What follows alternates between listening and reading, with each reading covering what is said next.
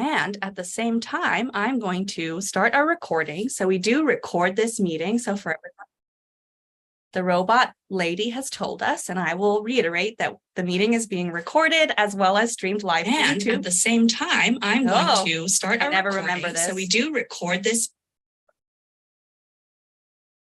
Well, now that you've heard my voice twice. So we are streaming live to YouTube. So hello to everyone who's watching live and those who are watching the recording after the fact. And again, we are recording the webinar that's happening live, and welcome again to everyone who is joining us as a webinar attendee here in this moment. And I would like to just open up with our land acknowledgement statement before I turn it over to Allison to get started. So Rancho Los Cerritos is located on the ancestral and current homelands of the Gabrielino Tongva people, who are the past, present, and future caretakers of the Los Angeles Basin and Southern Channel Islands. So we honor and extend our respect to the many Indigenous people who call these lands home. And with that being said, I'll turn it over to Allison to get us started. All right. Thank you, Alana. Welcome, everyone. It is great to see so many people here. It looks like there's been at least 23 shout outs for Megan, so that's exciting. So we've got a good crew tonight. We're up to 24, so I'm liking that. Kind of wanted to give you a mid-year update on what we're looking at.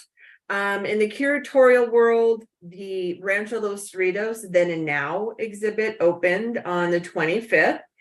Andrea Guerrero, who was our guest curator, worked with our curatorial/collections team and other staff to open the exhibit, and wonderful volunteer Tom Heaton was heavily involved. And if you see that beautiful, we can't miss it, the beautiful decal on the floor outlining the rancho boundaries. Thank you, Tom, for designing that, and gives people a real sense of the original acreage from the rancho. That exhibit will be up for 9 to 12 months. So we're excited about that. We had a reception. We had a little over 200 people attend. People are liking the exhibit. The other exhibit we have opening up, and I know Andrew will talk about this in a bit, is the Reverend Hathaway exhibit that will open in mid-August. And I'm not going to say any more on that because that's Andrew's project. So I'm going to leave that for you, Andrew. Also, public tours is the upstairs reopened on July 8th. So thank you to all the docents that went through that training. And I understand, Laura, a couple have actually checked out. So that's awesome. Event-wise, we have the Ranchos Walk coming up on September 23rd. This year, it's starting at Rancho Los Cerritos and ending at Rancho Los Alamitos. And the theme this year is a California native plants theme. We do need some, as Megan puts it, early risers to help with registration at RLC. And then also some outreach volunteers to help represent our site over at Alamitos at the ending. As many of you know, Alana is working on the reimagining of the school tours. And the idea is to have a pilot program the last quarter of this year. And then based on the comments from the pilot, to roll that program out in 2024. So we are very excited to see children on site for a 4th grade school tour program coming back this fall. Other things we have going on is in Adriana will talk about this too, is adding some environmental curriculum into our curriculum needs, looking at STEAM, or keeping the A in STEAM, not making it STEM, since we are about arts and culture. So she will talk about that more. So again, I'm not going to get into details, Adriana, that is yours. We had a wonderful golf outing this past Saturday. So thank you to all that came and helped out or attended.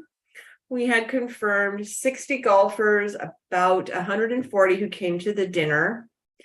And we think net, we raised about between 50 and 60,000, which is great because we had anticipated only bringing in 35K. So woo-hoo to the rancho, making some money, which we need, as we all know. That's great.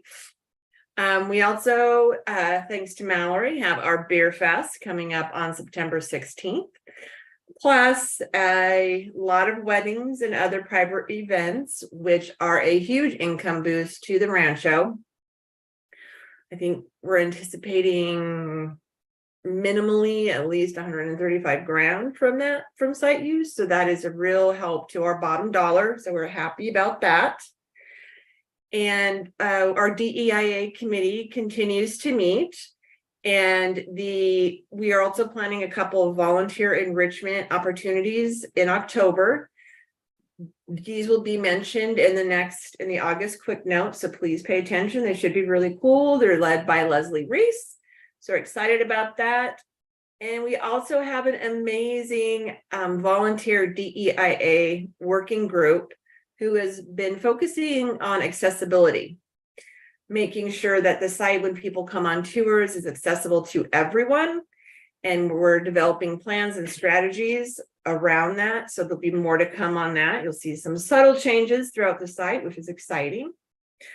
And of course, in addition to Marie's talk tonight, which should be fascinating, we are also pleased to be hosting 3 absolutely amazing summer interns who you are just about to meet, and also welcoming a new development director who you'll meet shortly as well. Also, I need to let you know that we have some, I don't know, bittersweet, sad, but good news about one person that is leaving RLC in early August. We are excited, very excited for her new opportunity. However, I am going to allow our next presenter, whose initials are MM, to make her announcement. Oh, that's me. I don't know if we have any other MMs on staff, but after about 2 decades leading the Rancho's education team, I am excited and also a little bit sad to announce that I am leaving the Rancho. Over the past couple of decades, I have worked with literally hundreds of volunteers and dozens of staff members, and I've really called the Rancho home for so much of my professional career. I've been engaged in developing public programs, coordinating docent training classes, preparing teacher resources, hosting field trips, creating outreach programs, conducting evaluations, drafting quick notes, so much more. But I have recently been offered a really exciting opportunity at another museum. And so I am accepting that position by mid-August.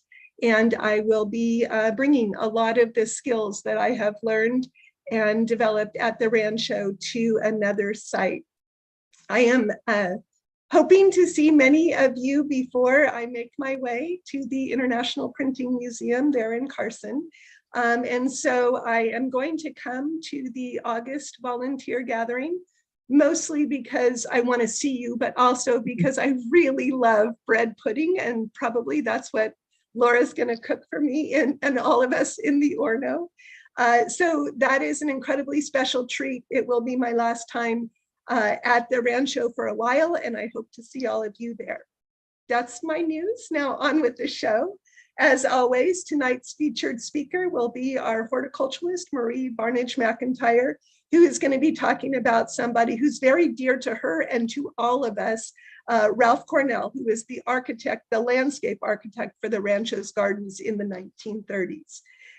Before our featured presentation, we're going to have spotlights on our 3 summer interns as they are introduced by their supervisor, who will tell a little bit about their internship and about the person themselves. And then the intern will be sharing who they are and what they've been learning and what their takeaways are. And then Marie's presentation, of course, and then some time for volunteer check-ins. And I think we'll be able to sneak in there a quick meet and greet with our new development director as well. But right now, with our intern introductions, the first one is going to be Mallory introducing Kyla. Thanks, Megan. And once again, we're also very excited for you and your new adventure. So, hi, everyone. I'm really excited to introduce the summer site use intern. Her name is Kyla Alexandri, and she actually started out with the Rancho as a public hours volunteer. So she kind of met up with Laura and did some public hours work, and then expressed her interest in special events because her degree is in recreation with an emphasis in event management. Please, Kyla, correct me if I'm wrong. But she was introduced to me by Laura, and we just kind of really clicked, and she volunteered all of last summer, or for a large portion of last summer, just coming in and helping me out with events. And she volunteered at our 2022 gala. So if you attended the gala or were any part of the gala planning, you may have seen her running around crazy, helping me with that. I believe she drove a lot of golf carts the night of. So because we didn't scare her away with all of those weddings last summer, she expressed an interest in doing more volunteer work this year. And I was introduced by Allison to a internship program through Pacific Gateway, which is a environmentally focused work opportunity internship. So they give out work experience internships that are paid through the city.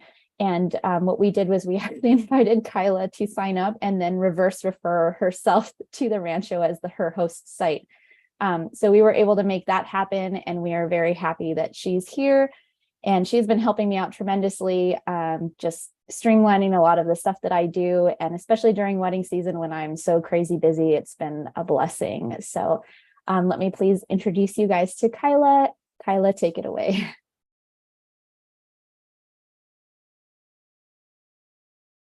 Can you guys see my screen? Okay, cool. So, hi, as Mallory said, I'm Kyla Alexandri. I've seen the chat, I've met some of you in passing before, but nice to meet you if I haven't met you already. I'm going to go into introducing myself. I am a recent graduate from Cal State Long Beach. I have a bit of an alphabet soup of a degree. I got my bachelor's in recreation and leisure studies with a concentration on travel and tourism, and then I minored in event management. So you got the gist, Mallory. I'm also the site use intern / Mallory's assistant for the summer. And also up next, after kind of this internship period, I plan on pursuing a master's degree in sustainable tourism. Some more little fun facts about myself. I'm a big book lover. I finished my 54th book last night. I'm also big into handicrafts, so embroidering and knitting, thanks to our wonderful new knitting club that the staff has kind of started together. And it's taught me a lot about patience. And another little fun fact is I have visited 13 countries, and I plan on adding many more to that list. So some of the work that I do at the Rancho on a more daily basis, I correspond with site use guests for booking events, answering their questions, as well as providing site use tours. So if they're wanting to plan a wedding, baby shower, quinceañera, whatever it may be, introducing them to the site, selling them on the site, and getting them to see kind of the potential that the Rancho could have for their event. I also, just to give myself a little shout out, I just booked my first event solely on my own, which I'm really proud of. And I also help with setting up for the day of components of the event. So you probably see me running around if you're volunteering with like chairs and tables in my hands. I do that a lot. And I also help making sure people can find their way during events, and making sure the Rancho also stays protected in the meantime, while also sharing my love for the place and expressing all kinds of different information that I've picked up. As for the project that I'm working on as part of my internship, I am to plan and propose an eco festival, which is loosely inspired by Mudmania, which was last done in 2018. And the goal of this festival is to celebrate sustainability at the Rancho, while also connecting visitors to more sustainable education. And I'm doing so through inspiration from various children's books that explore sustainability. So I've found a plethora of children's books that deal with nature, the environment, and different forms of sustainability, and of attached activities and experiences that people can partake in, inspired by these books. My personal favorite book that I'm using is The Very Hungry Caterpillar. And this activity that is connected to The Very Hungry Caterpillar is to deal with pollinators, why we need them, and the different kinds of pollinators that are out there. And it was also one of my favorite books growing up, except I had it growing up in German. And so I recently read the English version, which was a good time. My inner child was very pleased.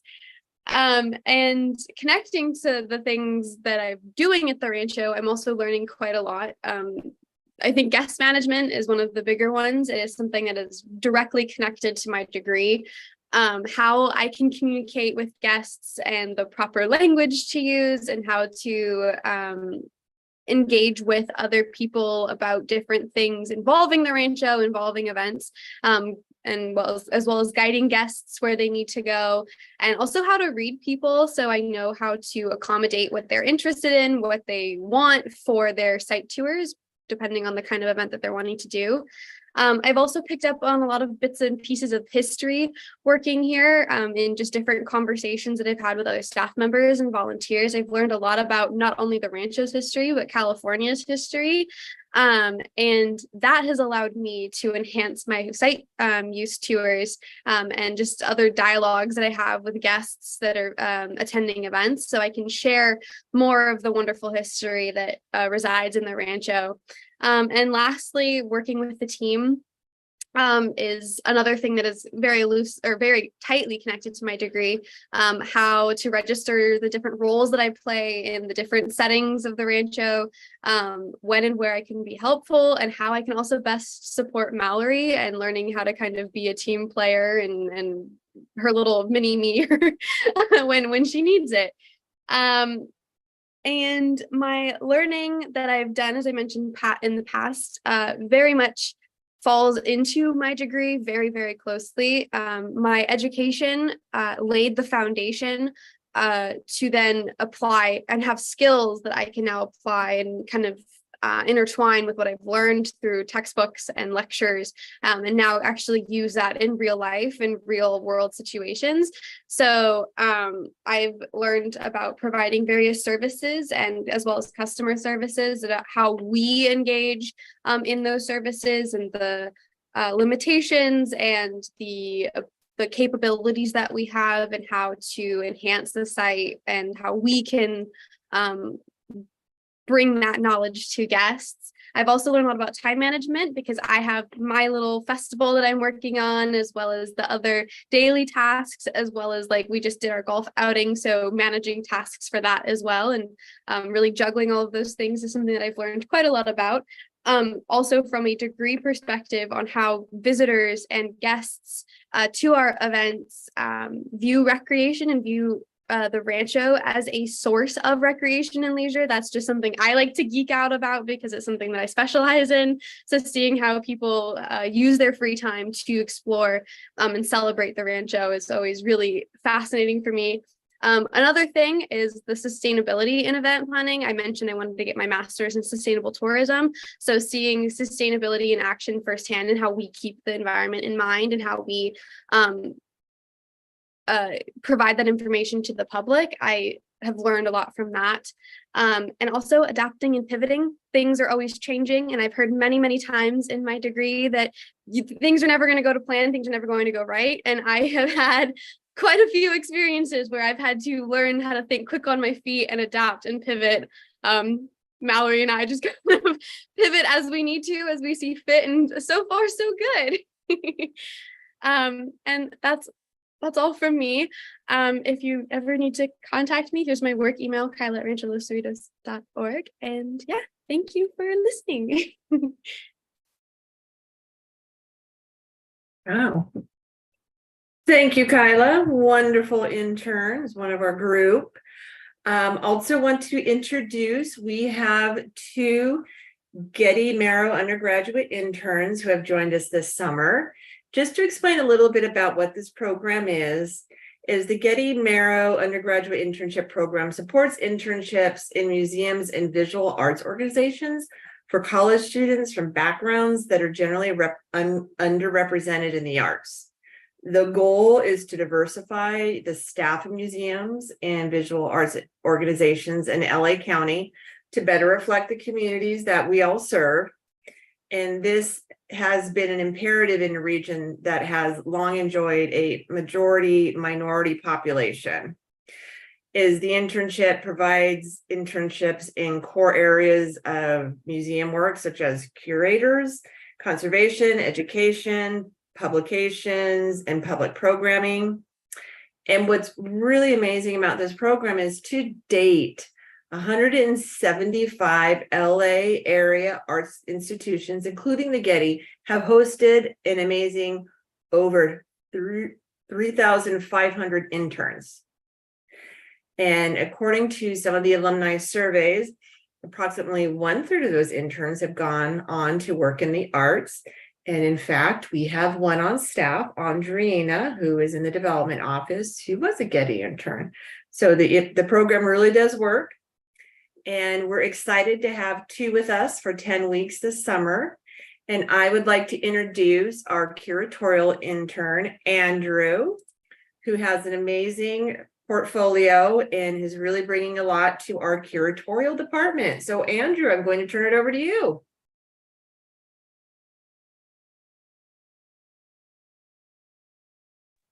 Hello.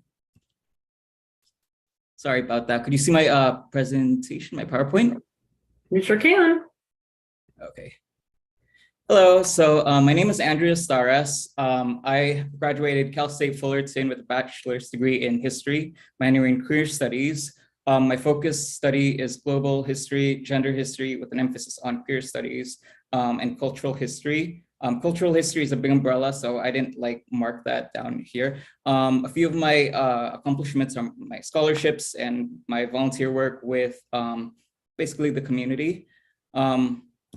So the Getty Marrow, just Allison had mentioned, is a really amazing experience. This is a picture from the Art Summit. The people in the middle are alumni and my fellow cohorts, and this was something that was really emphasized in the event, is that to make friends, because in the long run, a lot of these people around me, my cohorts, will be curators in big and small museums. They'll work in the theater and the arts and whatnot. And a lot of these people will end up being my supervisors, my coworkers, my subordinates. So people I'll work with a lot in the future. So it's important to network and basically collaborate and make friends. Here's another picture from the Getty Arts Summit, as well as the Little Tokyo event. So here's a few of my cohort and our Little Tokyo outing in the bottom right. It's just to get to know more about my cohort. And this is my curatorial work that I've been doing at the Getty so far, at the Rancho. And the piece on the left is one of my favorite artifacts that I found. It's an artifact that I'm guessing is a Chinese liquor bottle that was from Hong Kong. And it is really fascinating because of the fact that I get to work with these artifacts. And like something I mentioned to Allison and Jan during my interview, I took a public history at Cal State Fullerton with Dr. Brown Cornell. For those of you who are not familiar, Dr. Brown Cornell had done a speech last fall.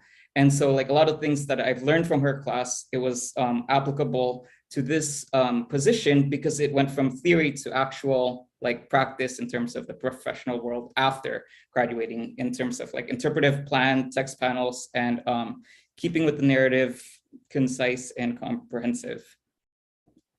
So here's a few of my works at the Rancho. Me installing the present exhibit at the Then and Now exhibit, and me sneaking a selfie with a few of the artists. And so here's my internship project. What I will do is basically provide, I hope to collaborate with former interns with the blogs of Reverend Hathaway's Fight for Freedom, which is at the Rancho website, as well as Black on the Range, which is the movement of African Americans to the West, in order to provide a cohesive narrative in terms of the abolition movement, Reverend Hathaway, and African Americans in the Cerritos, Southern California area. And so I just wanted to give a shout out to some of the institutions that I collaborated with, including obviously the Getty, Rancho Los Cerritos, and Cal State Long Beach. And a few of my takeaways from this research project is that how difficult it is to find artifacts, especially during the abolition movement, because a lot of the artifacts that I will work with are primarily written documents like pamphlets, newspapers, and posters versus like the objects. And yeah, like I mentioned, my public history class, I also did a virtual internship with the Smithsonian last spring. So a lot of the things that I've learned from my public history class and the Smithsonian were things that I got to bring over this internship. And that's it. Thank you.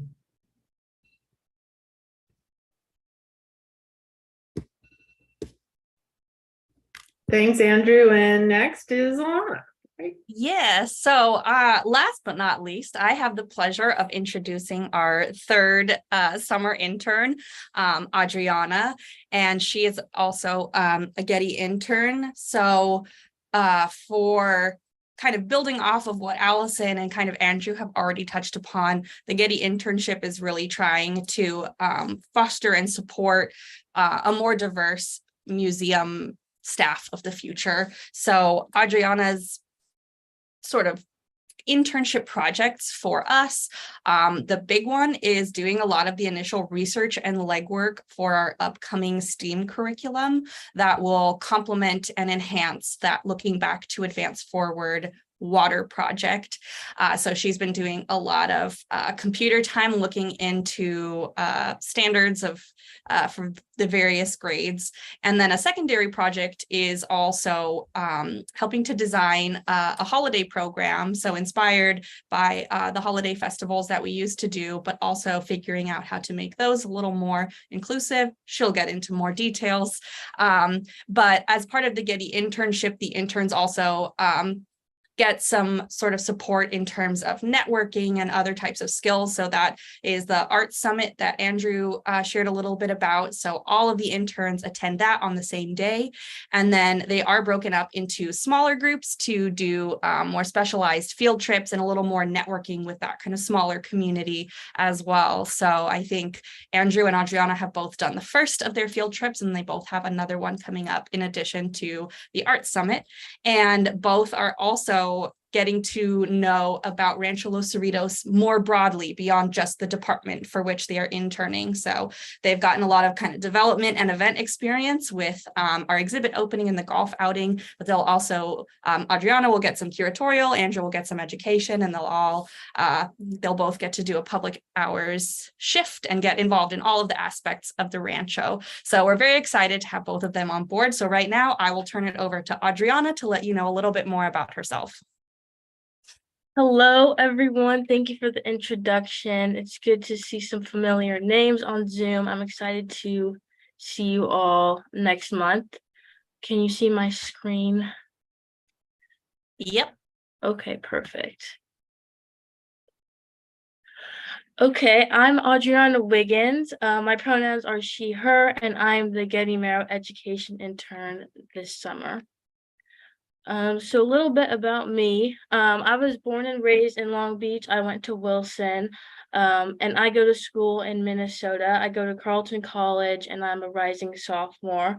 I'm a prospective statistics or math major, and I also play softball at Carleton. And I enjoy listening to music, staying active, taking photos, and going to the beach. So some background about the STEAM curriculum. As Alana and Allison mentioned, we have fourth grade field trips at the Rancho, and we are creating the reimagined version that will debut next year. And we also have second and third grade outreach programs, but we really want to focus on how to utilize all of the Rancho and make it visible to older students. So to do that, we are going to use the underground cistern at the Rancho, which you can see the construction underneath this paragraph. We want to create a STEAM curriculum for students that connects the cistern to the rancho and environmental studies, water conservation, and water in general. So my progress on the research and initial legwork of the program, I first started by researching rancho history and California history, and also water conservation and environmental justice. It's really important to be somewhat familiar, at least, since that's very relevant. I also researched how other museums operate STEAM programs and how they sustainably engage students and teachers. And I've also been researching history and science content standards in order to identify grades to target and how to make the rancho relevant to what students are learning. So an example would be if students are learning about the water cycle, how that connects to a cistern, which connects to water conservation at the rancho, that connects to the evolution of technology throughout the history of the rancho, and so on. And my secondary project is planning the holiday event that is coming up in December. So the rancho historically has had living history and family festival Christmas events, but it has not had a Christmas family festival since 2019. And since 2019, the rancho has created DEIA standards and a DEIA committee. So we want to make a family festival that keeps those DEIA standards in mind and creates an inclusive and diverse event that celebrates various holidays and makes many people feel included at the rancho. So my progress on the secondary project, I've so far just been working on the layout of the event and focusing on cultivating a diverse set of community partners and making the rancho a visibly inclusive space, because we want to put DEIA into action.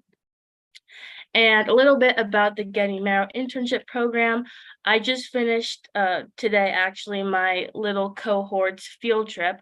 But a few weeks ago, I attended the Art Summit at the Getty Museum. So I connected with other Getty interns from museums and historical sites and participated in workshops and lectures given by alumni from the internship. They gave great career advice that was widely applicable, even if you don't want to work in museums or art in the future. It was very good advice. And so how this internship enhances my studies, it's helping me gain experience in an office setting and working on both long and short-term projects, because they look very different logistically and day-to-day wise.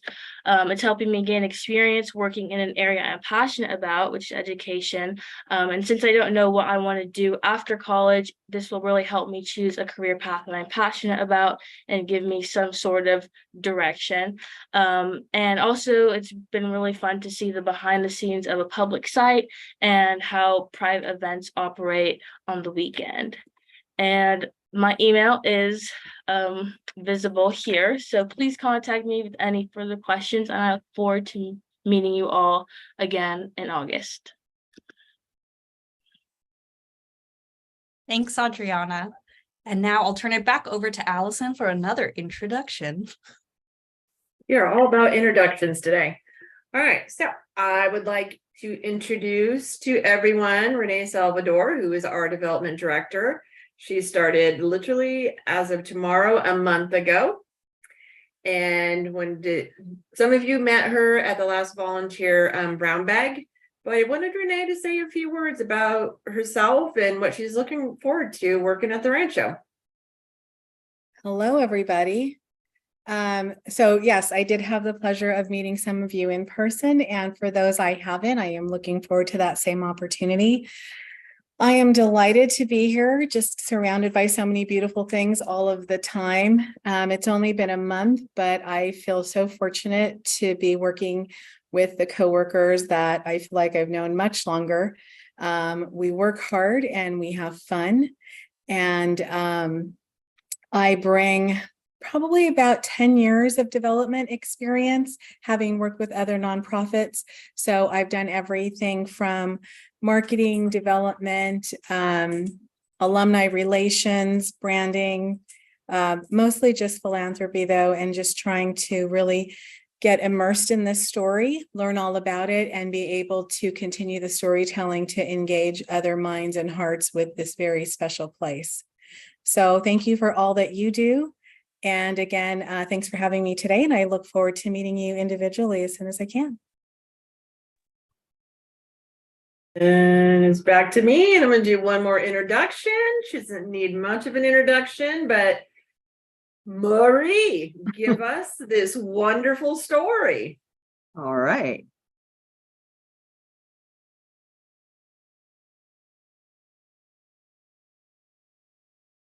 I've got my Zoom on top of my screen.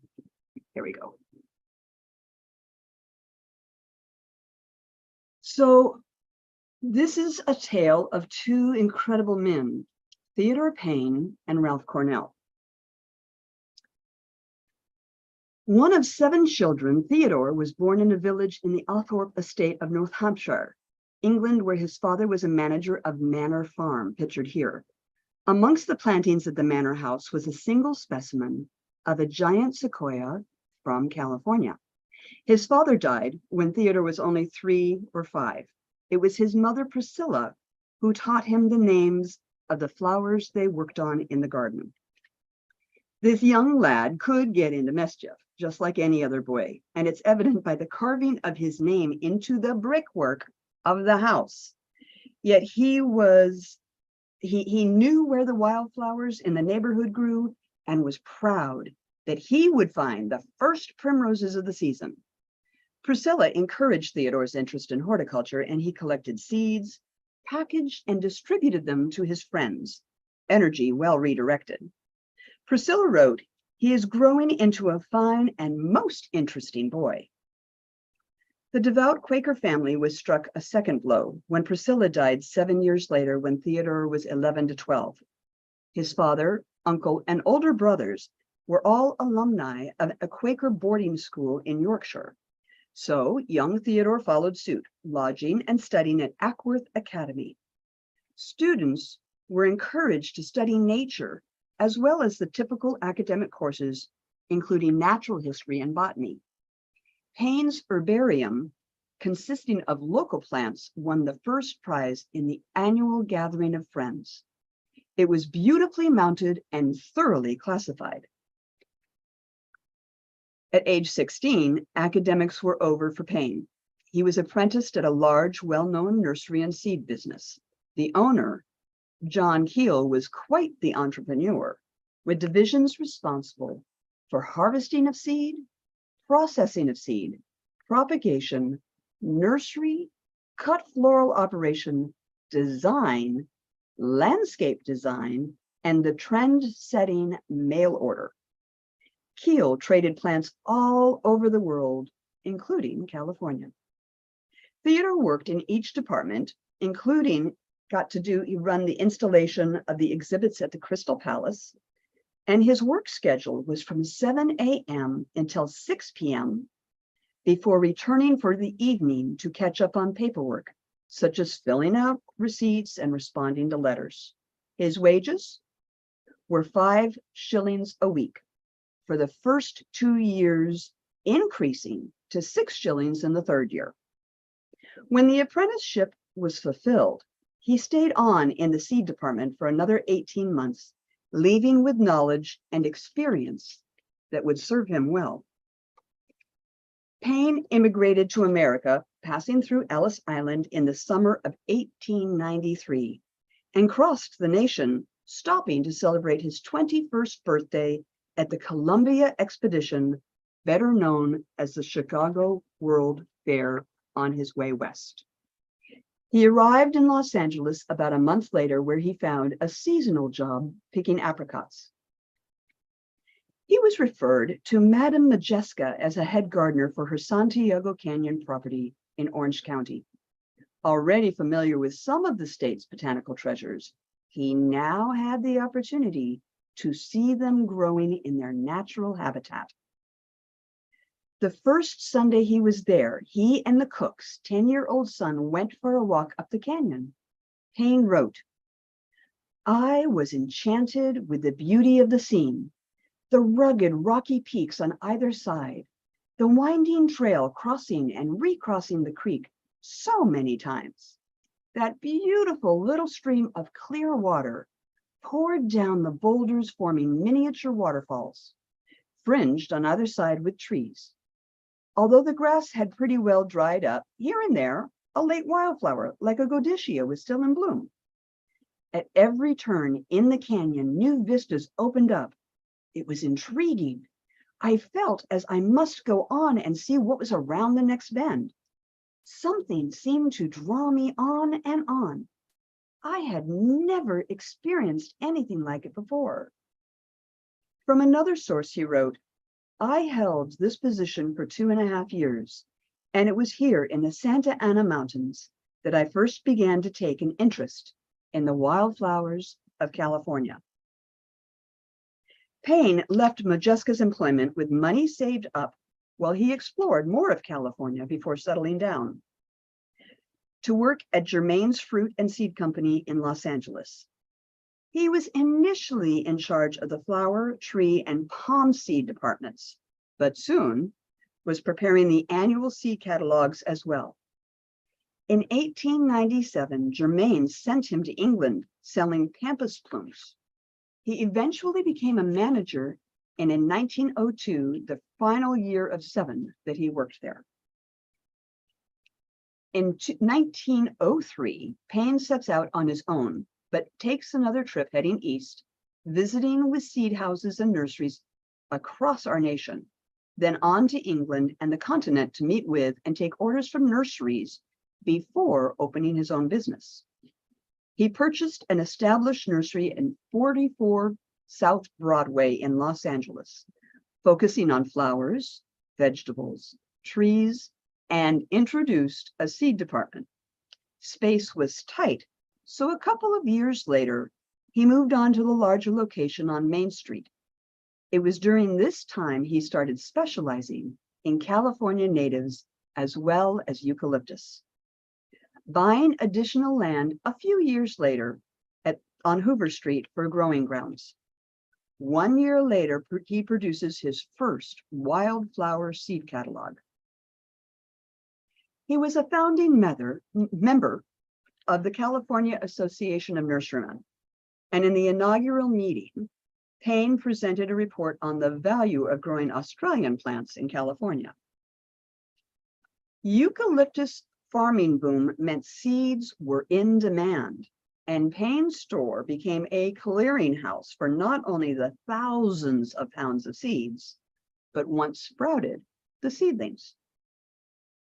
When the boom went bust in 1912, Payne was left with over 100 pounds of seed and no one interested in buying it.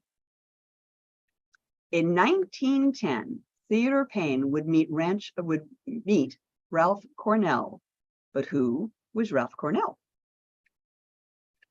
He was the first of 3 children, all born in Holdridge, Nebraska in 1890. Dalton and Maud Cornell had multiple successful businesses, ranging from lumber mills to small ranches, and they too raised their family as Quakers. It was the ranching life that appealed to their only son, and he learned to ride a horse before he was 5, and he became an accomplished horseman. He roamed the wide open spaces of his native state on horseback, later writing, "You could look as far as the eye could carry to the horizon line across the prairies, and the time that was measured by how far a horse could travel in one day."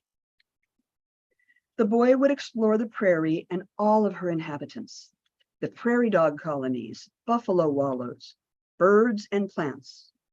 This early immersion into intricacies of the natural world and the value of open habitats became intrinsic to the man he would become. At age 17, Ralph graduated with honors from high school and was registered for Nebraska University. His goal was to become a stock farmer or nurseryman, but these plans changed when his father decided to relocate his family to Long Beach, California, in a new business venture. In Southern California, the Cornell family met with financial disaster because they had bought into the dream of the eucalyptus boom. And they invested everything they had into it. With no money to return to Nebraska for university, Ralph was persuaded to attend a less expensive local college. He enrolled at Pomona College in 1909. Cornell studied plant biology under Professor Charles Baker. Pomona lacked a landscape architecture program, but Professor Baker thought that is really what Cornell should study. So he created a unique course to meet his students' needs. Cornell learned the rudiments of design while studying plants and biology. The delight young Cornell took in nature was stimulated by California's environment. It offered no prairie, but the diverse geology and ecosystems had the young man exploring whenever school and work allowed and collecting plant specimens. From Los Angeles to San Francisco, he built an herbarium that grew to over 800 specimens. Baker told Ralph about a young Englishman that he should get to know, Theodore Payne. In Ralph's words, so I made an appointment and hied myself off to Los Angeles. He had a little store on Main Street, right next to the Burlesque Theater. He had this business of growing and selling seeds. Well, I walked into the office and Jessie Tomlinson, his clerk, greeted me. I said, "Is Mr. Payne in?" She said yes and sort of nodded her head at a little table where, with his head on his arms, was this young chap taking a cat nap, which was characteristic behavior his whole life long. The two hit it off, and soon they would be found plant hunting hither and yon. We took many, many trips together, Payne would say. Well, let's do this, and I'll pick you up at 5 in the morning. And at 5 o'clock on a winter morning, it is a bit dark and cold. Payne was invariably late, though he didn't realize it, and I'd sit on the doorstep shivering, waiting for the headlights of his car to come down the street so we could start out. In 1911, Cornell went to work for the Chuckawalla and Palo Verde Irrigation Association. They wanted to develop the desert valleys for agriculture. Cornell rented a horse and rig in Palm Springs, drove through Indio, Thermal, Coachella, down to Brawley, and from there to Yuma, Arizona, in the heat of the summer, from the Colorado to the Sonoran Desert, and back. When his research was completed, he turned in his report and co-authored a 30-page booklet titled Date Culture in Southern California with George Marston and Paul Popenoe. In 1912, he publishes several articles included Wanted, a genuine Southern California park, espousing the concept of building a park planted with natives. His next job was as foreman and propagator at Popenoe's West India Gardens in Altadena. While working there, he designed and installed the landscape around the nursery office, as well as the nursery's exhibit at the Pasadena Flower Show.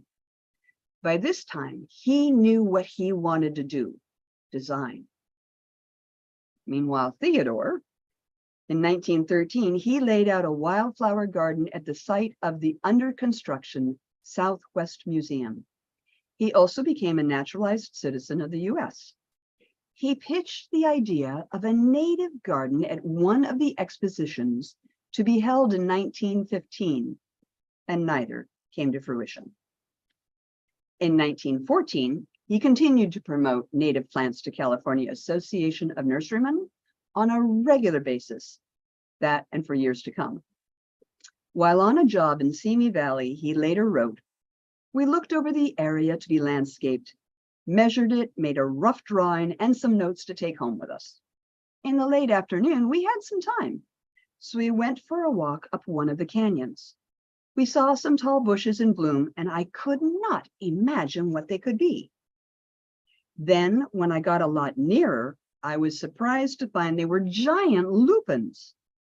I had never seen anything like them before. Many of the bushes were 7 or 8 feet tall and covered with long racemes of fragrant flowers. The colors varied from lavender to shades of blue, purple, pink, orchid, and even white. No two seemed alike. The pitch for a native garden exhibit that was rejected before the exhibitions held in the north and the south of our state was accepted right here in Los Angeles at the new Exposition Park. Payne wrote, "My plans provided for a thick planting of trees following the racetrack, thus in time shutting out this objectionable feature, a grove of pines to hide the grandstand, and more or less thick planting of shrubs along the street, with here and there a vista for the flowers within." Endorsed by the commissioners, accepted by the committee, Payne wanted to start in June to greet the spring of 1915 with flowers. This was not to be. The grading and irrigation did not even occur until late 1914, and the site could not be turned over to Payne until March of 1915. He would miss the intended exposition year. In the spring of 1916, however, the garden bloomed and was greeted with great acclaim from thousands of visitors. Payne responded with, "I felt I had really achieved my wild garden." 4 years later, the lupin that Payne had collected in Simi Valley was named Lupinus paynii in 1918. Ralph had his first landscape design in Fremont Place. It was a subdivision on Wilshire Boulevard.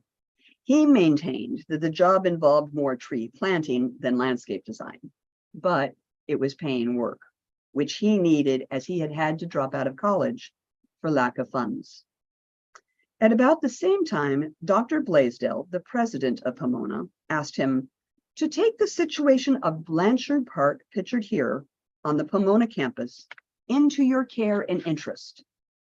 This was a 64-acre addition to the campus known affectionately as the Wash, where Myron Hunt was going to build a Greek theater. Cornell was back with the Poconos that summer, this time working out in the desert at their nascent West India date plantation, where he planted thousands of date seedlings. He earned enough to return to Pomona College for the fall semester and graduated in 1914. Professor Baker steered Cornell to Harvard to pursue landscape architecture. To make this possible, Cornell had been propagating subtropical fruit trees, hundreds of which he was able to graft with popular varieties. The sale of these plants, in combination with a university grant, enabled him to finance his way to the next phase of his education. Cornell flourished at Harvard and credited the instructors there for teaching him that the sky itself is one of the basic elements of a good landscape design, and as such, an integral part of any finished landscape. He learned that a good design meets a number of prerequisites. It must be functional, appropriate to its environment, and it must be beautiful. Cornell took Harvard's top honor, the Topiarian Trophy, an annual competition for landscape design. In 1917, after graduating from Harvard, Cornell declined a position at the Olmsted office, as they did not offer generous wages. Cornell went to work for Hall and Harris in Toronto, Canada. After much negotiation, he ultimately got double the figure Olmsted offered, the munificent sum of $30 a month. When the United States declared war on Germany, despite his Quaker upbringing, he enlisted in the U.S. Army and saw constant action in France and then Belgium. Upon being mustered out in 1919, Cornell chose to go home to California. Taking a break from the ugliness of war, he escaped to Yosemite, taking with him a little Kodak camera for capturing images of its pristine landscapes. En route to Glacier Point, he stopped to photograph Half Dome. That chance shot pleased Cornell so much that photography became an avocation he would pursue far beyond the hobby status. While Cornell was completing his degree and touring the muddy trenches of Europe, Payne was working steadily and gaining clients with large properties, including a 140-acre estate in Montecito. On July 1st, 1919, Cornell opened his landscape architect in Los Angeles. Most landscape architects lived on the East Coast, where there was steady employment. Should a job arise out west, they would relocate for a period of time and then head back home. Cornell was the first resident to hang out his shingle as a professional landscape architect in Los Angeles. His first client was the alma mater, Pomona College. He wrote, "It was an unheard of thing to have a college landscape architect. The profession itself was hardly known, and so it was a very bold and daring move." At Pomona, he is remembered as the man who built a college in a garden. He joined forces with long-term friend Theodore Payne, forming Cornell and Payne landscape architect and wild garden specialist. Payne's intent was, you run your business and I can run mine. There won't be any other relationship. Ralph described Payne, a nurseryman and expert on native California plants, as the greatest plantsman I ever knew. Payne was a nurseryman and felt his partnership was for the purpose of handling large landscape projects. Payne was busy at the nursery and collecting seed, while Cornell spent his time on job sites or at the drafting table. Cornell wrote, "I was young with absolutely nothing. It was sort of a psychological security measure. They probably spent more time in off hours together than during business hours. They happily scouted the countryside, searching out plants and seeds. Across the miles of open country they would jaunt, building a lifelong friendship. Rather than business cards, they had postcards. Ralph's title was Master in Landscape Architecture, while Payne read Wild Garden Specialist." And then they added a poem called Nature's Garden. "Untouched by man is often a triumph of artistry, but the proper use of nature's gifts is the embellishment of man-made gardens, demands artistry equally as real." In 1919, they each had separate projects. Payne chose, of course, the nursery and the Montecito estate, and Cornell, the Pomona campus. Together, they worked on the Mission San Diego de Alcala, which was undergoing reconstruction and development, La Pintoresca Park in Pasadena, and later, this 4.4-acre lot was to become a public park. Cornell worked with an existing rock wall and mature trees, but created new traffic patterns to accommodate both an active park and a passive reflective space. He added drinking fountains of local arroyo stone, a wooden and concrete pergola just off the oval lawn, and in 1930, the park site was reduced to 3 acres after all that work to accommodate an electrical substation and Pasadena's first public library. Washington Park in 1922. This was a 3-acre lot with a natural stream bed running through and became yet another Pasadena park. River rock walls and stone bridges with pathways surrounded by lush plantings that included native plants. This could soothe the soul, while the tennis courts and play areas were providing more active features for the locals. They did Occidental Quadrangle. As supervising landscape architect of Pomona, Cornell was busy. And then Miss Ellen Browning Scripps engaged Cornell to develop a way to preserve the unique tract of land near San Diego. In his report on Torrey Pines, Cornell wrote, After tramping through Torrey Pine's track for the consideration of the best methods for its development, there is one impression that stands out eminently above all others, that the distinctiveness of this one spot, Torrey Pines, ranks amongst the natural phenomenon and should hold its small place among our national monuments. It is itself alone, unimitated, with precipitous cliffs carved and sculpted by the erosions of time. It is picturesque, colorful, and beautiful, nearby sea and distant mountains that delight the eye and soothe the soul. It bears as adornment botanical specimens that occur nowhere else. It should be kept true to itself. Do not turn it into a botanic garden or introduce plants foreign to the area, nor permit forestation to clothe the slopes densely to the exclusion and concealment of the open spaces of yellow earth against which the gray-green pines now show so beautifully. Torrey Pine's fame was won without man's creative aid, and that preservation rather than change should be sought. Payne, already growing Torrey pines, as well as so many other species of natives, would have had valuable input as the site was developed. This report so impressed Miss Scripps that in her will, giving Torrey Pines Grove to the city of San Diego as a public park, she commands the views expressed by Ralph D. Cornell in his report be heeded to those who may be entrusted with the care and development of the park. 11 years later, it would be Cornell to draw the plans for the preserve. Each partner felt it was important to join professional societies.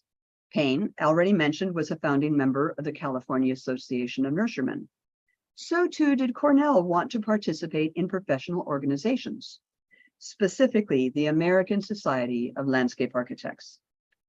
Cornell's application for consideration was denied repeatedly because he was joined in partnership with Payne, a nurseryman. It went so far as Frederick Olmsted, the president, who wrote that the association of a landscape architect and a nurseryman was considered unprofessional, and thus his application would be denied. 1922 was a big year for Payne, and he buys a 10-acre site in Atwater Village, while maintaining his office on Main Street. In 1924, Cornell was invited to partner with established landscape architects from the East, Wilbur D. Cook and George D. Hall, who were active in city planning and subdivisions. Cornell and Payne parted ways professionally after 5 years. Still, their lives continued to intersect in subtle ways. A 9-year association with Cook and Hall brought a different level of work to Cornell's drafting table, more subdivisions, varied educational institutions, and of course, the ongoing work at Pomona. He was finally able to join the American Society of Landscape Architects. He was also the supervising landscape architect of the University of Hawaii. Now that is a commute. In 1926, Payne accompanies Susanna Bixby Bryant to select a site for a botanic garden. It was founded the following year, and Payne served on the advisory council for 20 years until the garden was moved to Claremont. Payne would drive twice a month to supervise propagation and planting. In 1940, Cornell designed the entrance to Rancho Santa Ana Botanic Garden, and they both served as counselors, Payne on propagation and Cornell as landscape architect. Both gentlemen speak publicly often. Payne addresses groups of women in Montecito and so inspires Mrs. Blakesley that another botanic garden dedicated to California natives was born, eventually becoming the Santa Barbara Botanic Garden. Payne supplies the plant material for the new garden. Beatrix Ferrand becomes a supervising landscape architect, and upon her retirement, Cornell takes the reins. Cook, Hall, and Cornell were contacted by Llewellyn Bixby about a 1,200-acre subdivision in Long Beach. In the letter, Cook writes, "The restoration and adaptation of the old homestead with its most picturesque building is a problem for both landscape architect and the architect and must be carefully analyzed from many angles. The restoration and treatment of the grounds must, of course, be carried out with the deepest sympathy for old Spanish tradition. And in this connection, Mr. Cornell of our firm, who at present is in Spain, is eminently fitted to contribute his specialized knowledge." Payne had become a presenter to the radio program Garden Clubs of the Air in 1931, preaching the benefits of California's native plants over the airwaves. That same year, Cornell meets with Mr. Bixby and finds another kindred spirit regarding California's natural spaces while designing the 4.75-acre estate in Long Beach. The first step was to assess existing plant material to determine what can stay, as Mr. Bixby hoped to save as many trees as possible. Cornell deftly integrated the mature specimens he was able to save into the new scheme. He designed a drive that leads to the top of the hill lined with lush plantings, many of them natives, giving way to subtropical orchards at the crest. He altered the flow of traffic so visitors entered into the garden before they got to the home. He changed the space of long-gone industry into an intimate garden space in the courtyard, and then created a second garden space for the use of the servants, so they too had a green space to enjoy.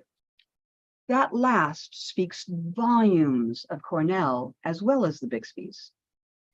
In time, this property would become a national, state, and local historic site, and in 2019 celebrated its 175th anniversary. Many of the trees Cornell preserved still stand today. That same year, Cornell is elected a Fellow of American Society of Landscape Architects, a select honor he cherished. He felt strongly about the need to make green spaces available to residents within every community. So it is no surprise that when designing parks, he looked at how they were going to be used by the people who lived nearby. His parks number in the dozens and offered not just athletic space, but intentionally serene spaces as well. In 1932, Payne adds a native garden to Carpinteria's Union High School, using plants only from Santa Barbara County, including the nearby islands. In 1933, Cook, Hall, and Cornell dissolves when Cook and Hall joined the Civilian Conservation Corps and moved home back east. Cornell is back to being a one-man operation. While the work at the University of Hawaii is ongoing, something big was right around the corner. He was appointed in 1937 as supervising landscape architect at UCLA, often cited as one of his crowning achievements. Cornell consulted on the award-winning Westwood campus for the rest of his life. He promoted sound design and conservation in articles and lectures and became known as a photographer of note, generously sharing prints of plants, flowers, and even people for various publications. His lectures were so well received that he hosted a radio program called the Chaparral Club for about 5 years in the mid-30s. In his broadcasts, he covered plants, design theory, and techniques, and encouraged his listeners to experience places like Torrey Pines and Presidio Park, not only for their horticultural interest, but for the history of place. In 1938, he compiled some of his radio show scripts and published Conspicuous California Plants. In it, He references Payne twice. Until very recent years, it was easier to obtain seeds of many California native plants from seed houses in England and Europe than from those in this land in which they grew, because abroad they were cultivated and appreciated. Here, they were but chaparral.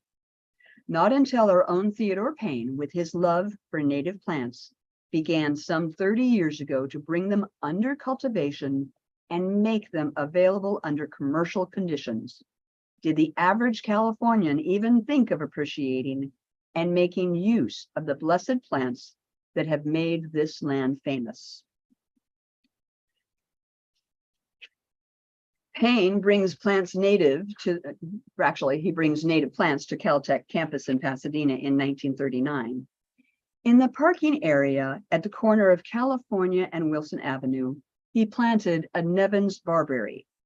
What is important about this native plant from the San Fernando Valley is that the intense development of the valley literally put disastrous pressure on the plant's population.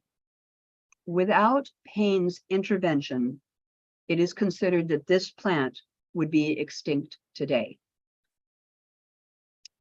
For the Arroyo Seco, California's very first freeway, Payne advocates for and installs thousands of native plants along the major project, blending them with some existing natural landscape.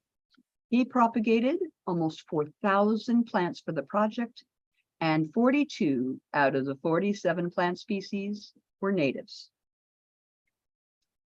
In 1940, for the master plan of Griffith Park, Cornell designed not just a multiple-use public space, but the roads to get the public to it.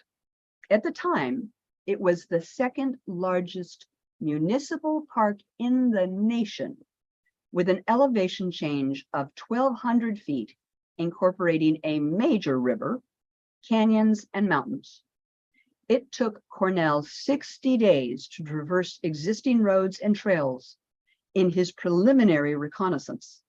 His survey was conducted by automobile, on foot, and on horseback. He wrote, "The master plan of Griffith Park is an effort to achieve coordination, articulation, and use efficiency for this vast playground crucible in which our city dwellers react from the vitiating effects of too much urbanity, traffic congestion, and nerve tension." This was in 1940. Imagine. Our chief purpose of the master plan is to protect Griffith Park and save it for the people from the very ones who use it. The plan and accompanying report strongly recommended that the hills of Griffith Park be left as natural as possible. Cornell stipulated that nothing but native trees and shrubs shall be planted over what is now chaparral-covered slopes, that nature shall provide the cue from which the planter proceeds. In 1941, with the onset of the Second World War, Cornell's work shifted again. There was no more work in Hawaii, and Uncle Sam had him designing simplified planting and erosion control plans for government housing on military bases. Few residential jobs were available as the war raged, but Ralph was selected to handle the development of a community called Trona. With that job and few other city jobs, Cornell was able to keep his doors open and employ assistants. Cornell was generous to young landscape architects just getting started, giving them work when he could and encouraging them to blaze their own trail. Cornell's tutelage of these young professionals earned him the moniker, the Dean of Landscape Architecture. This year was devastating for Payne. The city takes some of the Los Feliz property for city improvements. That would be difficult to deal with, but the crushing blow was when they assessed his remaining property $27,000 for the improvements. Payne could not come up with that kind of money, and he lost all 3 plots on Los Feliz Boulevard, as well as another growing ground. His Los Feliz neighbor, Gladys McBean, buys the adjacent property and leases him back 1 acre. With reduced space, Payne focuses solely on natives. He writes an impassioned plea titled, "A Few Things I Would Like to Put into Effect." The salient points being, train young men to carry on Payne's work, hold weekly classes pertaining to native plants, impress upon them the importance of preserving California's flora, reorganize the nursery, commence growing large quantities of natives, hold a wildflower show every spring at the nursery, write and publish articles on native plants, obtain colored slides for lecturing, publish monthly papers about plants and preservation of native landscapes, sell it to subscribers for $1 annually. In 1952, honored by the Southern California Horticultural Institute, now Society, Payne is giving honorary life membership on his 80th birthday. Post-war development created more work opportunities for Cornell as bedroom communities sprang up to accommodate the influx of veterans who wanted to stay in California. The private residence Cornell designed ranged from modest city lots to multi-acre estates. Parks, cemeteries, businesses, hospitals, and more educational institutes filled the jobs list. With the influx of work came the opportunity to expand the office, and in 1953, Cornell took on partners Samuel Bridgers and Howard Troller. And in 1955, Jerry Hazlitt joined the firm. The selection of these young modernist-leaning partners showed how forward-thinking Cornell could be. Manchester Bodie asks Payne to plant a California native garden for Descanso in 1950, but sold the property to the LA County before it was installed. Payne, however, continues to pursue the concept, and in 1958, a small committee of botanists, landscape designers, enthusiasts is assembled. In 1959, planting commences and continues all the way through 62, with hundreds of native plant species installed, and Cornell was there to cheer him on. Incorporation of the Theodore Payne Foundation for Wildflowers and Native Plants occurs in 1960s. A 320-acre lot in Antelope Valley is dedicated as the Theodore Payne Wildlife Sanctuary, and Payne turns his nursery stock over to the foundation. In 1962, Payne published Life on Majeska Ranch in the Gay 90s, a series of short essays about his life. In 1963, Gladys McBean gives notice that they need that 1 acre land and are back, and the foundation finds a promising site in Whittier Narrows owned by the U.S. Army Corps of Engineers. In January, a grand dedication ceremony is held. After the dedication, the Army Corps of Engineers revoked the agreement, stating they had not understood that the foundation would be selling plants. An incredible emotional roller coaster for Payne. In the spring, Payne visits friend and fellow nurseryman Eddie Merrill in his La Tuna property. He climbed the hill to harvest seed from a California fuchsia growing there. Weeks later, Payne is hospitalized and is seriously ill, but is still able to have visitors. Payne's request is to make the foundation a success. Theodore Payne passed away 2 days later at the age of 91 in May of 1963. His ashes would be interred at Rose Hill Cemetery, Whittier, one of Cornell's landscapes. In January 1, 1966, Eddie Merrill gifts his 21 acres in Sun Valley to the still searching Payne Foundation. With property secured, the foundation was able to fulfill Payne's plea for carrying on his work, offering classes, impressing the importance of preservation of native flora, grow large quantities of native plants, publish information about natives and their landscapes, and provide lectures.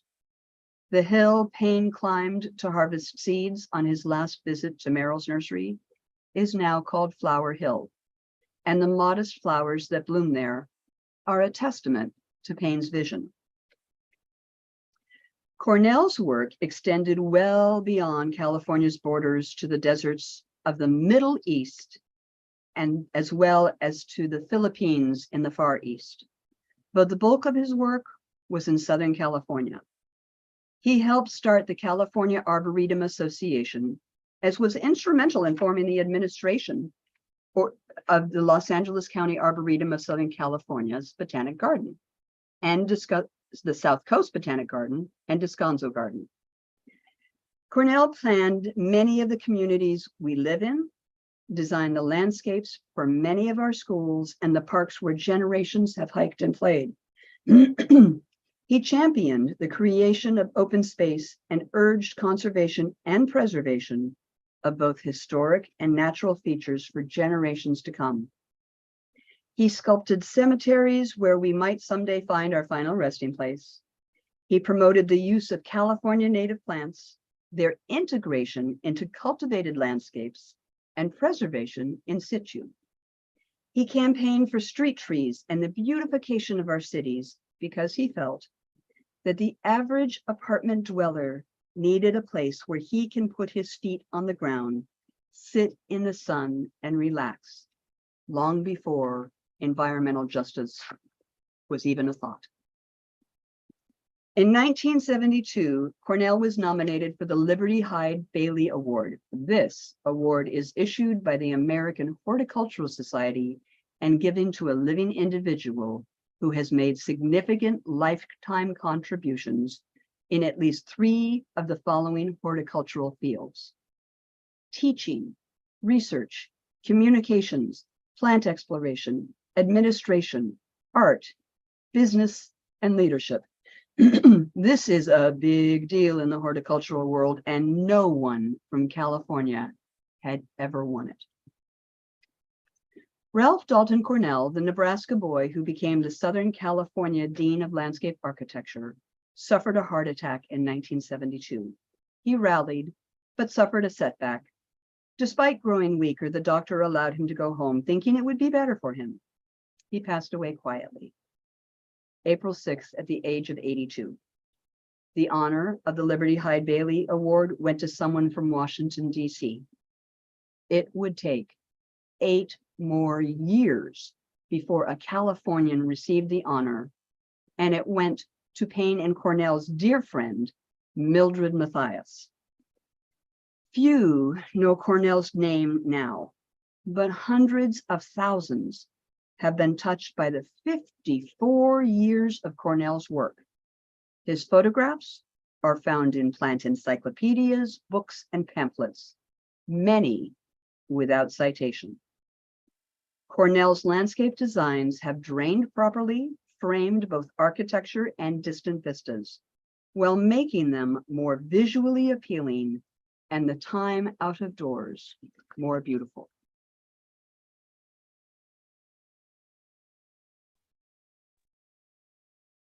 Wow, Marie, thank you. You did get a comment on how beautiful the images are. I don't know if there's any questions yet. Okay, there's no questions, and I think we turn it over to Laura. All right. Absolutely. Thank you. Thank you so much, Marie. That was fascinating. So I wanted to give everybody a brief overview of what's coming up for our upcoming volunteer gatherings. And next month, we are having Baking in the Orno, as Megan alluded to, and a Rancho inspired game. In September, we are having a presentation on the ports of LA and Long Beach by Geraldine Natz. In October, we're having a presentation, which will be virtual, about the Monterey colonial style. And we'll be taking a miss in November, and December will be our holiday gathering.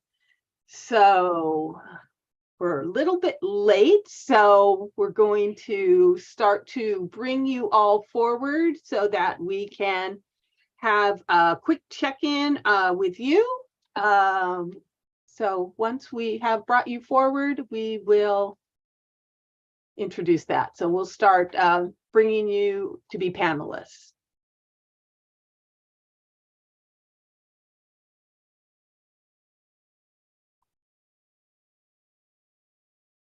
It'll look like you're leaving, but you'll come back in.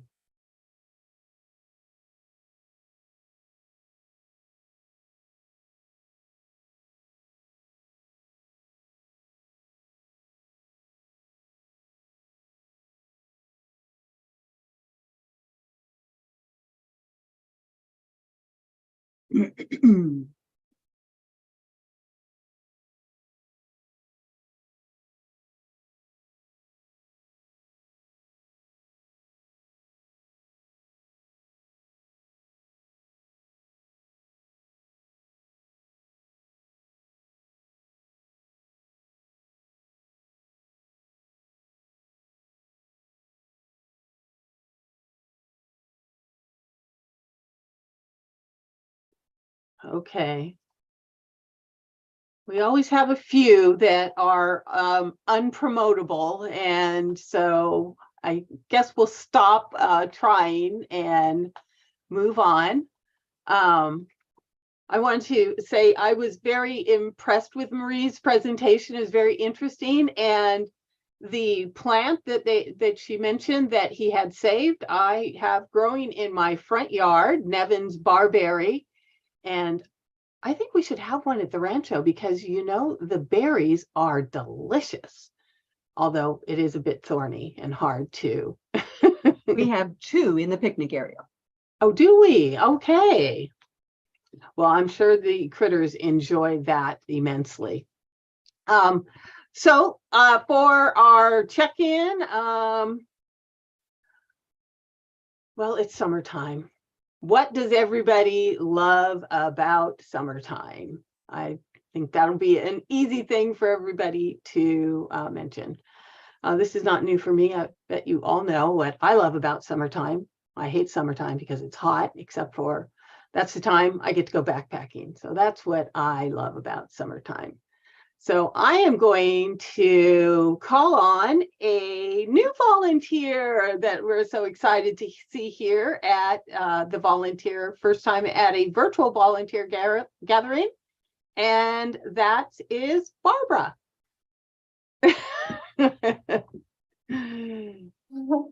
Well, I'm like you, Laura, and I don't like summer. I'm just sitting here sweating. The fan is going overhead, and yeah, I could do without it. But my family's coming to visit, so that's what I'm looking forward to. Excellent. Who would you like to pass off to? Let me see. Some people I don't know here. How about Thomas Heaton? I don't think I know him.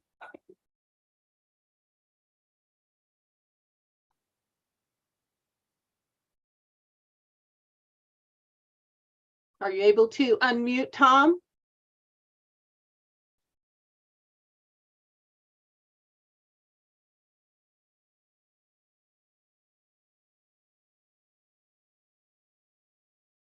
All right. Well, while we wait for Tom, let's try. How about Marie?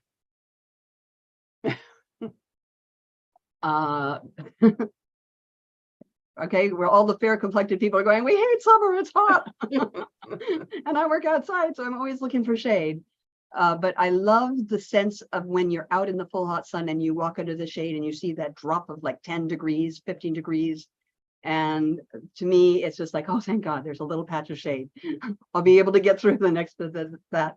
And of course, lemonade, which isn't restricted to just summer, but that's one of my favorite things. And now you're going to want me to pass it on to somebody. How about Shannon Smith? Hey, thanks, Marie. So yeah, very much in the same vein as everyone here. I'm not the biggest fan of how in summer it gets pretty warm out here. But what I do appreciate with it as well, it's warm in the day. In the evening, I love how we get the nice cool breeze coming through. It's still light outside, so it's nicer to go out and do things. So if anything, that's what I like about summer, is that the weather is perfectly nice in the evenings to go out and explore. And so with that, let me pass things over, I guess, to Linda.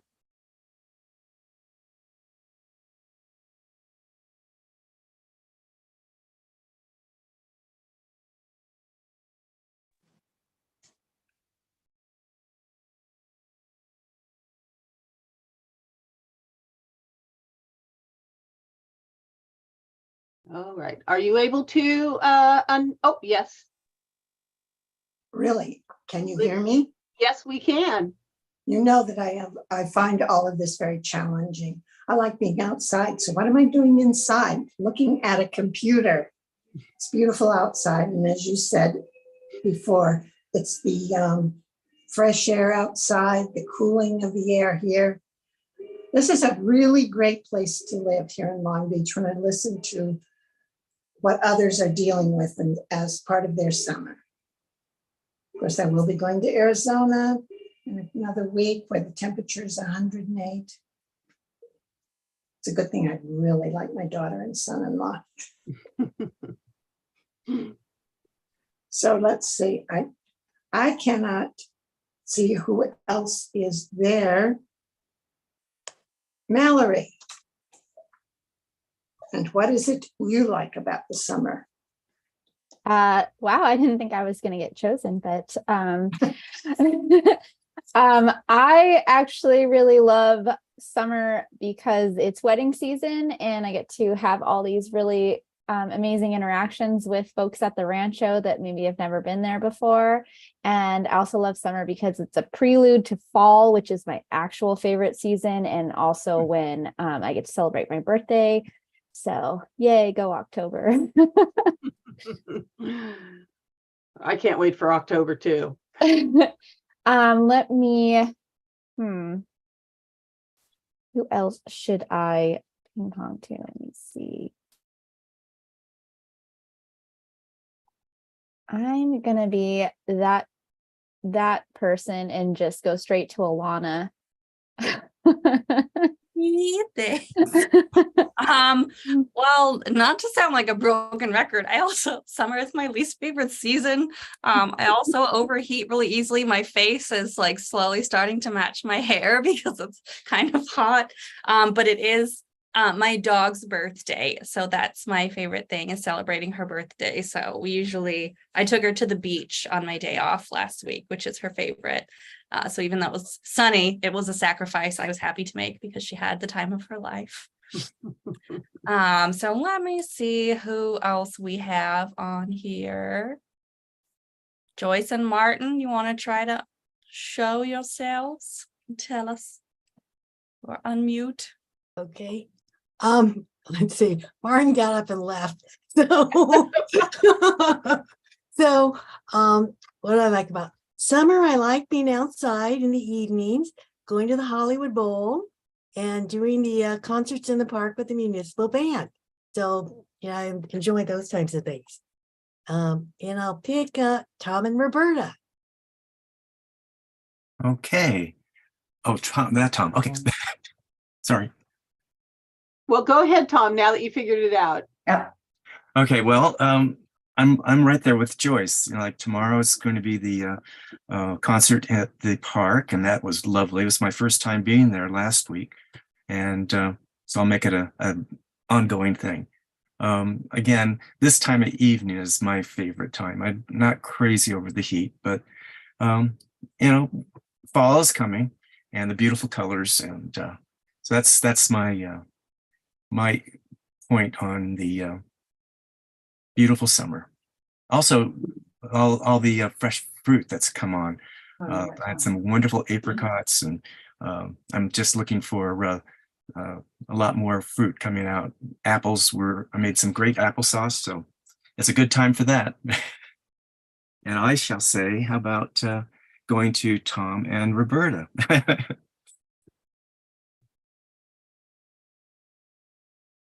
Well, Tom left to start dinner. But what I like about summer is the concerts in the park. It's a big favorite for 30 years. And going kayaking And usually we get to go to a lake in New York. That's just really very, it's not very populated. And so it's really relaxing and beautiful. And that's really nice. So, but I don't like the heat. So maybe Shannon. Shannon already went. Oh, Linda already. I don't see anybody else's name. Megan. Megan. Okay, Megan. I like swimming. I grew up next door to a pool in a condominium complex, and then was a synchronized swimmer, and then went forever to a summer camp that has a lake. It's just what I associate with summer. It's the time of year you can get in and just jump in and enjoy. So I look forward to swimming. In fact, hopefully after my long hiatus from the rancho for the last month, I will be able to get back in the pool this week, because my husband and I like to swim laps. Let's see, Renee, what do you like about summer? I'm also not a fan of the heat. We should have counted how many times we said that. But what I do love is I have a daughter who just finished her sophomore year in college. So I'm still kind of getting used to that adjustment, but she's in Florida. So at least for the summer, she comes home. So that's my favorite part of summer. We'll see how that changes later. My son's on his way to Cal State Long Beach, so I will have him always, I think. Allison, did you go? No, and I'm gonna break the broken record. I love the summer because I absolutely adore the heat. So I would go to Palm Springs every 4th of July where it's 115. So the heat is my thing in terms of temperature. So that's what I love about the summer. And also my husband doesn't work during the summer, so I get to see him a lot more than I do during the year. What about you, Marcia? Well, I hate to say this, all the things I like in the summer are no longer for me, because and the rancho doesn't do mud mania and all the things I used to love. But I guess what I love in the summer is that my dog gets recertified every year in the summer. So she just passed again to be my dog for another year. So I guess that's my happy thing on that. But somebody who said that they were going kayaking, where do you do that at? Who's the person that said kayaking? I want to know where they go kayaking. Right down in Long Beach. So you are down there. Okay, that's what I in want. Los Alamitos Bay. Yeah, okay, Yeah. thanks. Thanks. Is there anybody, put a hand up so that my machine will say your hands up and then I can pick your way. Tell me who hasn't had a turn, because I can't see today, so I don't know who's. I think everybody has had a turn, right? Yes, everybody has had a turn. So thank you everybody for coming tonight, and we're over, so I'm not going to remind you about volunteer opportunities. You'll get an email from me. And thanks for coming, and try to stay cool. And I will see you around at the rancho soon, hopefully. Great. Thanks for Thank having you. us. Bye-bye. Thanks. Bye. Bye, everyone. I'm going to end the meeting for everyone.